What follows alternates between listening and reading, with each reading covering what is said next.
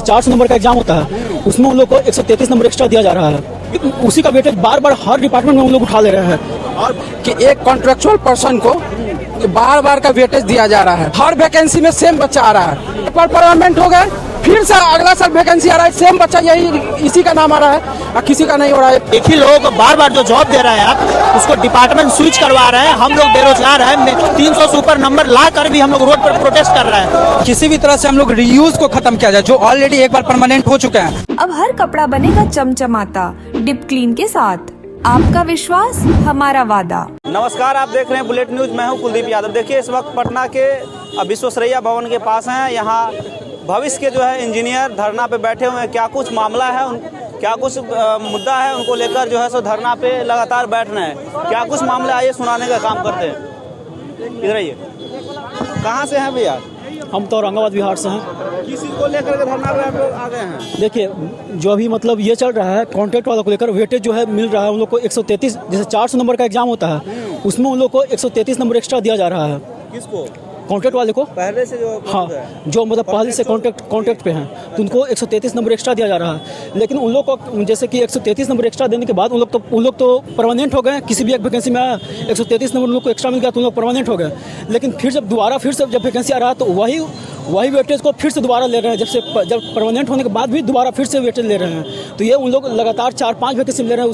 उसके वजह से जो फ्रेशर है उनका सिलेक्शन हो ही नहीं पा रहा। स्टूडेंट के लिए दिक्कत हो। हाँ जी, तो इसी को लेकर हम लोग मतलब यहाँ पे आए हुए हैं ताकि मतलब जो रीयूज है, जो बार बार जैसे इस डिपार्टमेंट से उस डिपार्टमेंट जो कॉन्ट्रैक्ट वाले जो जंप कर रहे हैं उसको रोका जाए। मतलब कॉन्ट्रेक्चुअल वाले के लिए एक प्लस पॉइंट है जी।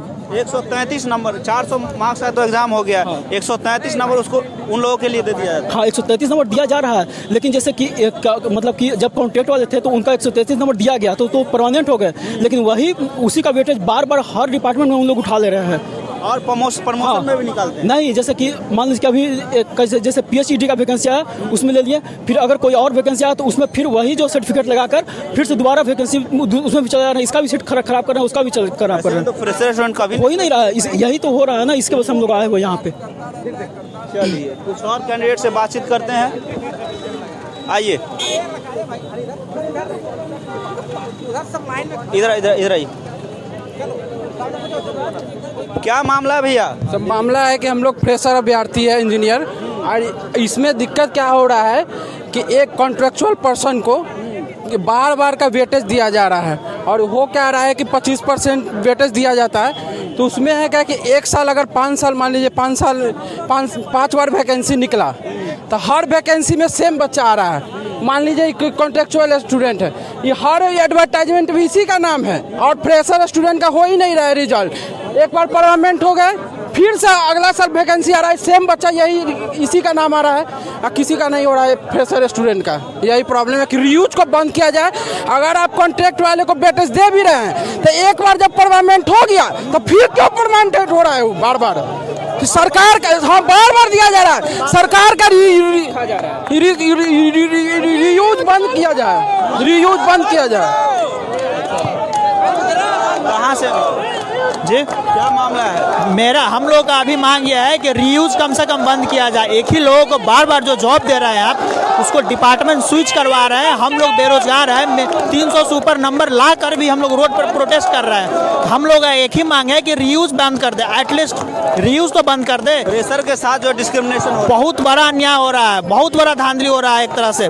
आप बताइए कि एक लोग 5-5 बार जॉब कर रहे हैं, वो अपना डिपार्टमेंट स्विच कर रहे हैं, बेटर ऑप्शन चूज कर रहे हैं। हम लोग उससे ज़्यादा नंबर ला कर भी रोड पर खड़ा है, एक जॉब नहीं मिल रहा है इस बेरोजगारी में, वो डिपार्टमेंट स्विच किया जा रहा है। ये तो कहीं से सही नहीं है।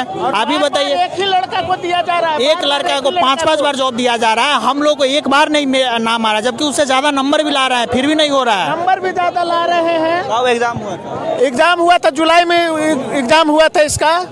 और अभी क्या हो रहा है कि पहले वाला लड़का को ही बार बार दिया जा रहा है। तो हम लोग फ्रेशर लोग कहाँ जाए? ऐसे में तो फ्रेशर कभी नहीं जा पाएगा। हाँ, नहीं हो पाएगा। बैकडोर से एंट्री करके बना दिया गया ऐसा रूल। पूरा इंडिया में कहीं भी लेवल 9 के लिए ऐसा रूल नहीं है कि जो आप लेवल 9 में बैकडोर से एंट्री कराए। क्या कारण है कि बैकडोर से एंट्री कराया? ये तो सरकार का मुँह है ना, सरकार धांधली कर रही है। सरकार धांधली कर रही है। इसमें जो प्रावधान किया गया था कि 25% का देना था, रूल तो बनाया वो गया है कि 133 मार्क्स दिया जा रहा है। रूल बनाया गया 25 नंबर देने का, ये लोग मैनिपुलेट करके 133 नंबर दिया जा रहा है 400 में। अगर 4 नंबर के बदले 25% नंबर। हाँ, वो भी 25% नहीं है, 33% जाता है वो। अगर बैक कैलकुलेशन करने पे 33%, 133 मार्क्स 400 में उसको ऑलरेडी परोस दिया जाता है। इतना टफ कंपटीशन में अगर आपको 133 नंबर दे दिया जाएगा तो कभी नहीं संभव है। हम लोग का मेन मुद्दा है कि एटलीस्ट रीयूज जो बार बार एक ही को बार बार जो ले रहे हैं वो तो बंद कर दे। रीयूज बंद करना हम लोग का मेन मुद्दा आज का। रीयूज तो बंद होना ही चाहिए, क्योंकि बीटीएससी जेई में ये रूल बीटीएससी जेई में भी लागू है, लेकिन वहाँ रीयूज का ये नहीं है। रीयूज को बंद कर दिया जाए, एक बार जॉब ले लेने पे उसको खत्म कर दिया जाता है। लेकिन सेम रूल यहाँ भी अप्लाई है, लेकिन इसमें दिया जा रहा है बार बार। ये तो पूरा धांधली है।